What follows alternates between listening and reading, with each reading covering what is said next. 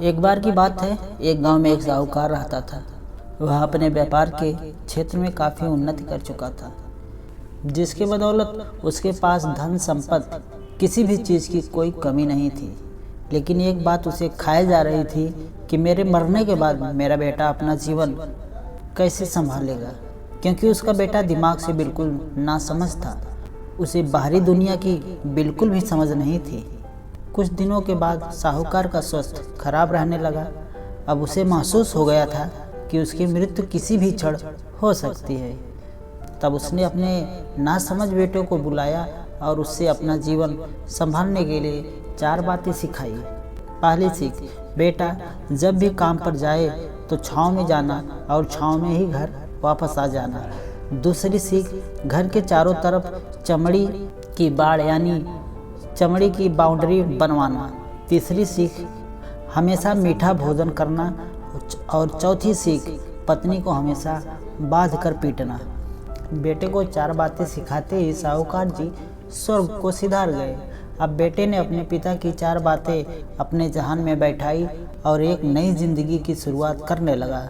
तब उसका काम धंधे पर जाने का समय आया तो उसने अपने पिता की बात याद आई कि पिता ने कहा था कभी भी काम पर जाएं तो छाँव में जाना और छाँव में वापस आ जाना। क्योंकि पैसे की कमी थी नहीं, इसलिए उसने यह बात याद करके अपने घर से ऑफिस तक एक बहुत बड़ा टेंट लगवा दिया ताकि धूप से बच सके।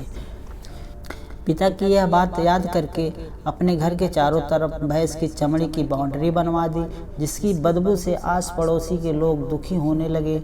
लेकिन पिता की बात तो माननी होगी। प्रतिदिन अपनी घरवाली से भोजन में केवल मीठी चीज़ ही बनवाता, जैसे हलवा, खीर आदि। एक दिन उसकी पत्नी ने अनजाने में कोई गलती कर दी तो पत्नी पर उसका गुस्सा इतना भड़का कि वह उसे मारने पर उतारू हो गया। लेकिन उसे फिर अपने पिता की बात याद आई कि पत्नी को हमेशा बांध कर पीटना। यह बात याद करके उसने अपने पत्नी को रस्सी से बांध दिया और जैसे ही उसे पीटने के लिए लाठी उठाई, पत्नी ने गुस्से में कहा, रुक जा नासमझ, अब मैं बताती हूँ कि तुम्हारे पिताजी की 4 बातों का सही अर्थ क्या है। तब उसकी पत्नी ने उसके पिता की 4 बातों का सही मतलब बताया। पहली सीख तुम्हारे पिताजी ने ये कही थी कि काम पर छाँव में जाना और छाँव में ही आना। इसका अर्थ है कि प्रतिदिन काम पर सूर्य उदय होने से पहले जाना और सूर्य अस्त होने के बाद घर वापस आना, ताकि अपने काम में इतना व्यस्त हो जाओ कि बाहरी दुनिया में मोह माया से दूर रह सको। लेकिन तुमने तो घर के ऑफिस तक टेंट लगवा दिया ताकि तुम धूप से बच सको। क्या ये उद्देश्य था तुम्हारे पिताजी का? दूसरी सीख तुम्हारे पिताजी ने ये बताई थी कि चारों तरफ चमड़ी की बाड़, चमड़ी की बाउंड्री बनवा देना। इसका मतलब है अपने घर की सुरक्षा के लिए कुत्ता या बिल्ली पालना ताकि चोरों से सुरक्षित रहा जा सके। लेकिन तुमने तो घर के चारों तरफ भैंस की चमड़ी की लगवा दी, जो कि अर्थहीन है। तीसरी बात जो तुम्हारे पिताजी ने बताई थी, हमेशा मीठा भोजन करना। इसका अर्थ है हमेशा भूख तेज लगने पर ही भोजन करना। इससे एक सूखी रोटी भी मीठे भोजन समान है। सृष्टि देव लगती है तो यह कहकर भोजन का अपमान नहीं करता है कि ये तुमने क्या बना दिया है। भला ये भी कोई खाता है या तुम तुच्छ लोगों का काम है होते हैं। और तुम प्रतिदिन मुझसे मीठा भोजन कर बनवाते हो जो मनुष्य को गंभीर बीमारी की ओर ले जाता है।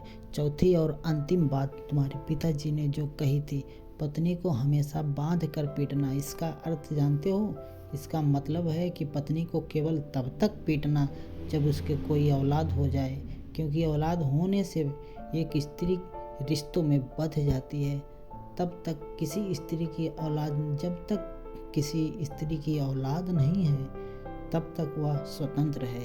अगर उसकी आज़ादी छीनने की कोशिश करोगे, स्वतंत्र मन से कहीं भी उड़ सकती है।